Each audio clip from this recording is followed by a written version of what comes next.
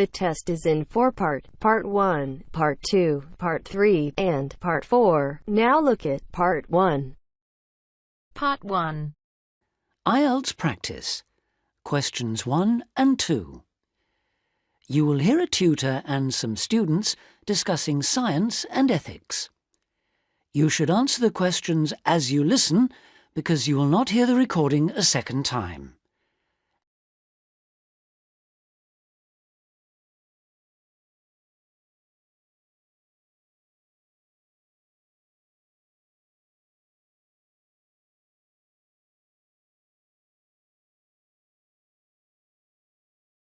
Listen carefully and answer questions 1 and 2.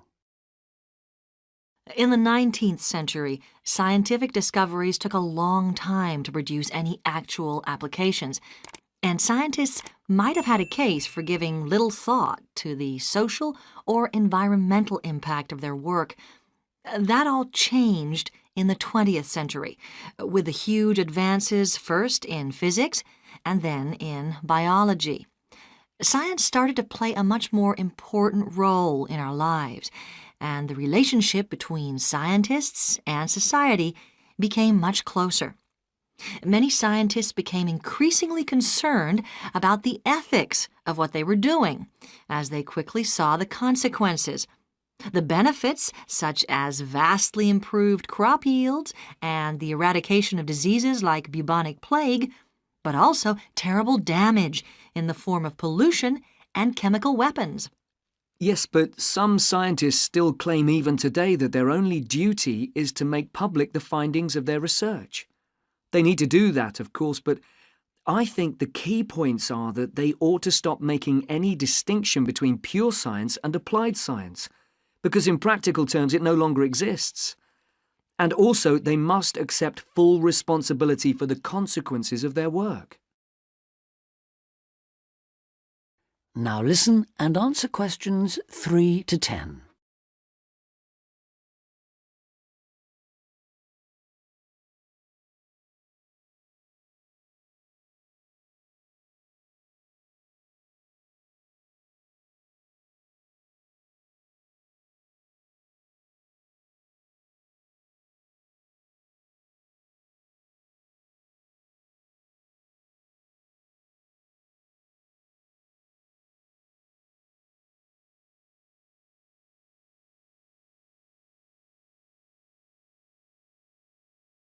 Now listen and answer questions 3 to 10. Let's explore that last point a little further. How can scientists put that responsibility into practice?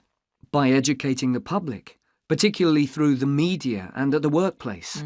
Another thing they must do is advise on what might one day go wrong as a result of what they're coming up with now. That seems essential. And just as importantly, if and when things do go wrong, they need to sort them out, especially where the fault lies with the original research. How do you feel about the international role of scientists, given that their work crosses frontiers so readily? I think it gives them, or at least should give them, a global view. In this respect, some of them are better placed than many politicians to see how new discoveries are likely to affect particular parts of the world. But will the politicians listen? Probably not. But I'm not suggesting getting involved with politics or politicians. Much better to raise the public's awareness of scientific issues so they can put the pressure on at election time. There's a problem here, though, isn't there, with the way the public sees scientists. They're all either mad or bad. That's something they need to work on, definitely. To regain public trust, they'll have to show they're accountable, and that science is about improving people's lives. That may not be so easy. What do you think are the areas in science that really worry people these days? Science in agriculture, above all. There's been all this media hysteria about Frankenstein foods, but there is a genuine issue here. Whether adding specific genes to plants is a valid way of increasing food production, or whether it risks the appearance of new diseases, of superweeds and pests. Which links it to another controversy, using chemicals to control pests. And that's something else that was at first thought to be harmless, but we now know that the careless spraying of crops has led to all kinds of health problems for people. plus a devastating loss of biodiversity, with huge numbers of insects, birds and mammals simply disappearing from the countryside, fish dying in poisoned rivers and so on. And of course, if we're talking about death on a massive scale, then we have to mention the role of science in enabling the military to wage chemical and biological and nuclear warfare, which has destroyed life in so many parts of the world. Okay, I think we've identified some major topics there. There's something I'd like to add, if I may. Sure, it's important for scientists and future scientists to talk about major issues like these, but we might also want to look at what we can do or not do in our everyday lives, particularly as many of us will be earning more money than we actually need for basic necessities. I'm thinking here of things like burning fossil fuels by driving everywhere. What do you think? Well, something that scientists seem to do rather too often is take planes to distant places, which is highly damaging environmentally. For instance, to attend conferences on subjects like the disappearing ozone layer. When nowadays they could probably stay at work and use a video conferencing link anyway. Which may in fact be an example of how progress in computer science can impact positively on the environment. But going back to harmful things, what else can be done? Again, on the air transport theme, there are the huge distances a lot of consumer goods travel before they actually reach the shops in this country. This seems another extreme waste of energy, especially if much of what is being produced and carried is packaging. Perhaps it's worth shopping for more locally produced items.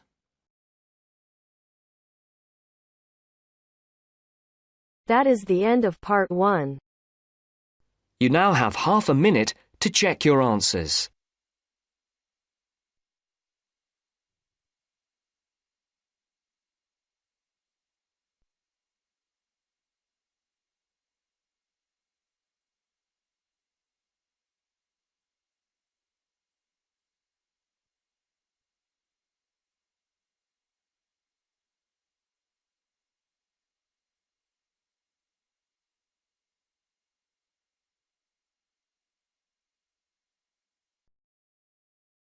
Now turns to part 2.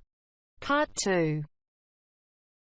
You will hear a business studies student called Sam talking to his tutor about an IT project he is going to do for a local company called Turner's.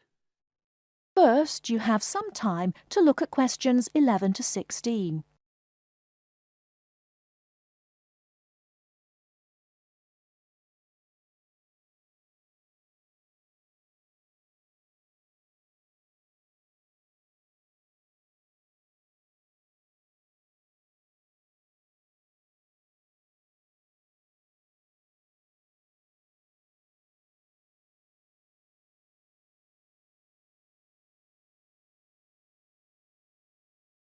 Now, listen carefully and answer questions 11 to 16.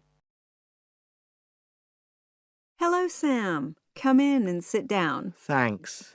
You're here to discuss your company-based IT project, aren't you? Yes, I've been to see the manager and he's given me a lot of ideas about projects that the company would find useful, but I wanted to ask your opinion about them before I choose one. Yes, that's fine. Now, this company's called Turner's, isn't it? That's right. It's a small engineering company.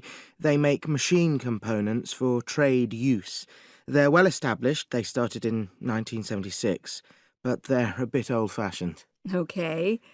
And what kind of projects did Turner's suggest you could do for the company? Well, they want some improvements made to their customer database.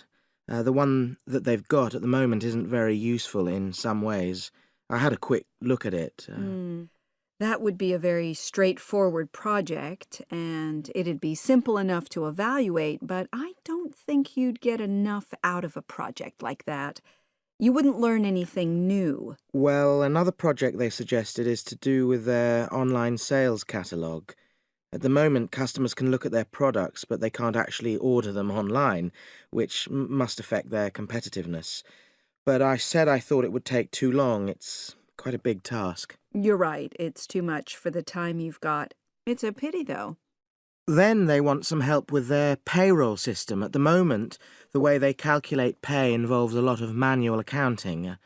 I suggested they could have a system where employees register electronically when they arrive and leave work, so the hours they do could be transferred automatically. I think you'd get a lot out of a project like that. It would extend your skills, but it wouldn't be too much to take on. A student did something similar a couple of years ago, but this is slightly different. Well, then they need help with their stock inventory. They do everything manually. Really? Yes, and it takes so much time. Ugh, it's probably very inaccurate, too. An electronic inventory would probably be the biggest single benefit for the company. I'm surprised they haven't had it done before. I know. Then they wanted to improve their internal security.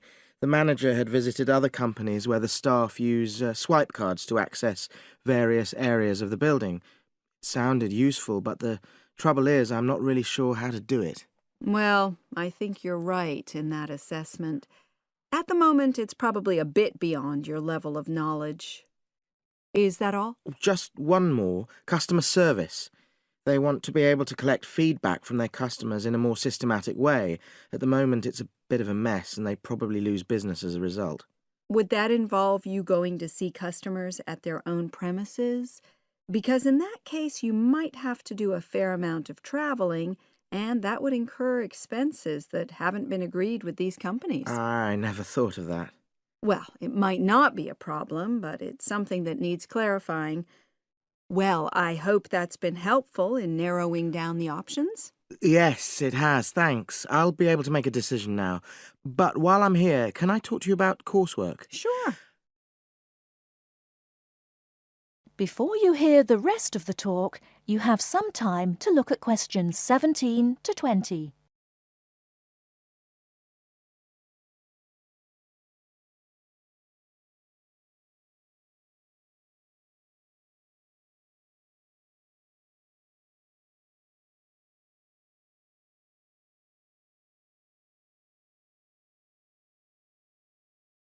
Now listen and answer questions 17 to 20. I'm not very happy about the way our group assignment is working. There are some problems. Oh, dear. Are people just not getting on with each other? That's the worst thing. Actually, we're all friends, it's not that. But when we're having a discussion about the assignment, one or two people end up doing all the talking and the rest don't say anything. It's a bit frustrating because we need plenty of debate. Well, that's a common observation. You're studying in a group with people from all over the world, and you all have your own ways of participating. In some places, students are more used to listening than talking, and vice versa. I suppose you're right. I'll try to remember that. Does everyone pull their weight as far as sharing the workload is concerned? I'd say they do, yes. And our group elected a leader. She's very good at making sure no one's overloaded. But personally, I feel that there are just too many of us in the group. Whenever we try to arrange a meeting, there's always at least one person who can't make it. It's not anyone's fault, it's just that we've all got slightly different timetables. Well, I'm glad you've talked to me about it. Feedback is always useful. Is there anything else you're concerned about? There are a couple of problems with lecturers that all the students are talking about. Last semester we had negative feedback about the way lectures were organized. There were several occasions when the wrong room had been booked or the same room had been booked twice, that sort of thing. Is that still a problem? That hasn't happened at all as far as I know. Oh, good. It's sorted out then. But I don't know the reason, but some of the staff often turn up late, so we miss 10 or 15 minutes of our lecture time. It might be because they've been copying handouts for students. I think there's a queue for the machine sometimes. Well, I'll look into that. Thank you for telling me. Anything else? The other thing is that it can be very difficult to get to see a lecturer individually. They're all very supportive and friendly when you do manage to find them, but often they're not in their office, even at times when they're meant to be available for consultation. Okay, that's helpful. Now, before you leave, That is the end of part 2. You now have half a minute to check your answers.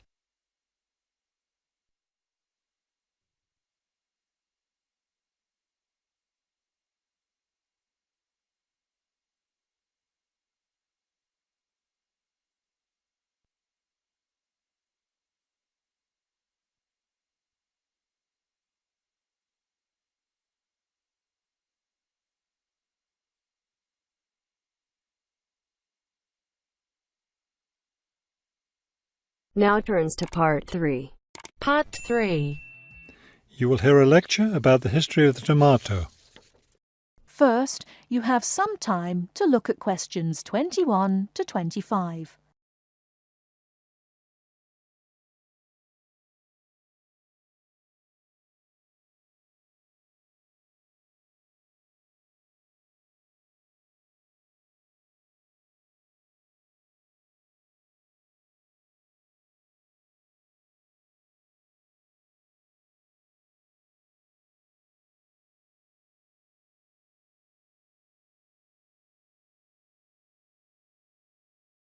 Now listen carefully and answer questions 21 to 25.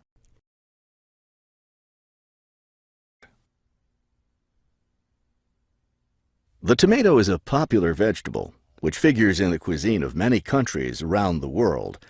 It is particularly prominent in Italian cooking, but it was unknown in Europe until Spanish explorers brought it back from the Americas. The tomato originated in the highlands of Peru. From there, it eventually found its way to Mexico, where it was cultivated by the Aztecs. The Aztec tomato wasn't the large red vegetable we know today. Rather, it was small and yellow. When this small round fruit arrived in Italy, it was named golden apple for its bright yellow color. You'll notice I just called it a fruit.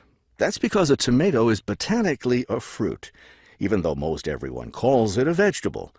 The actual word tomato comes from the Aztec name for the vegetable, meaning plump thing. The tomato arrived in Europe in the 1500s and quickly became a popular food in Spain and Italy. In the late 1600s, the Italians began publishing recipes that used tomatoes. The British, however, had a different attitude toward the vegetable.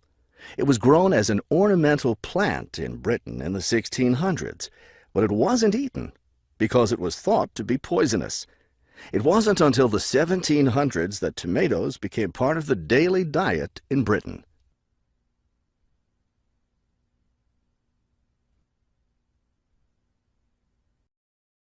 Before you hear the rest of the talk, you have some time to look at questions 26 to 30.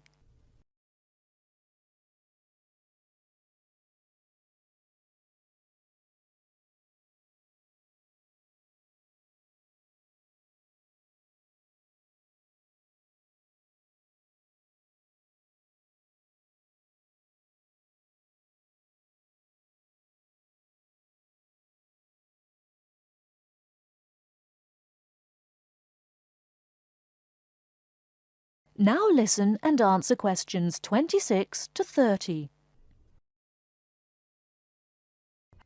In the United States, tomatoes were also used as ornamental plants rather than as food for a long time. This attitude began to change in the 1800s.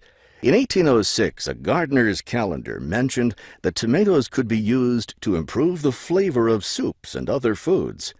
Thomas Jefferson did much to enhance the tomato's reputation as a food. He first served tomatoes to visitors at his home in Virginia in 1809. Then in 1820, a man named Robert Gibbon Johnson decided it was time to discard once and for all the idea that tomatoes were poisonous. To prove his point, he ate 1 kilo of ripe red tomatoes in public. 2,000 people gathered to watch this feat, which took place on the steps of the courthouse in Salem, Massachusetts. Amazingly enough, Johnson survived this stunt. The popularity of the tomato as a food began growing rapidly. Soon people all around the country were eating tomatoes. By the 1830s, American newspapers and magazines were publishing thousands of tomato recipes.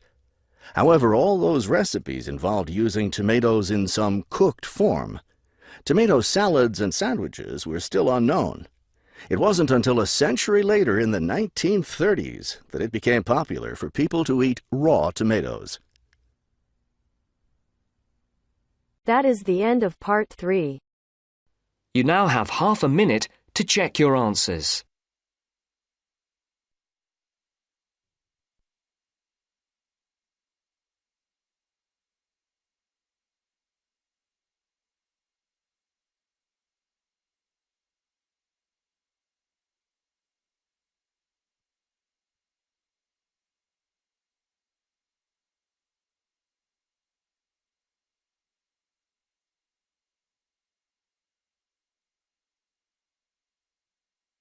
Now turns to Part 4.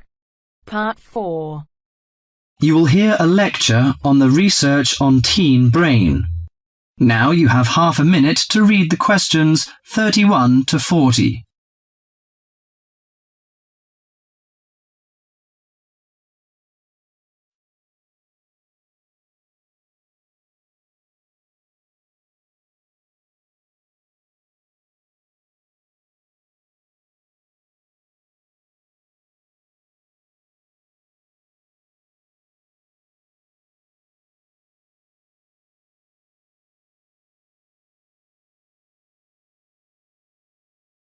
Now listen to the lecture and answer questions 31 to 40. Today our guest is Joseph Parks, Medical Director for the Botany Department of Mental Health. He's going to give a lecture about the research on teenage brain. Good morning, everyone. Today I'm going to introduce the new research about adolescent mind, the teenage brain. How much do you know about that? Do you believe in brain scanning? Do you think we can judge whether a teen is normal or mentally ill? Or it's just another immature test?